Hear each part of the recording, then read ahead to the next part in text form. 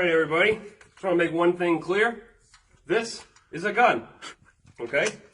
Just like any other gun, it's a gun. If I choose to take this gun and assault somebody with it, scary. clear, then it becomes an assault gun. Or an assault rifle. This is a golf club. If I take this golf club and I assault somebody with it,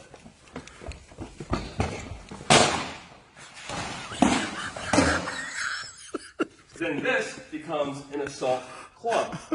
You see how assault is a verb, not a noun. Assault club, when I use it to assault. Assault rifle, when used to assault. Thank you.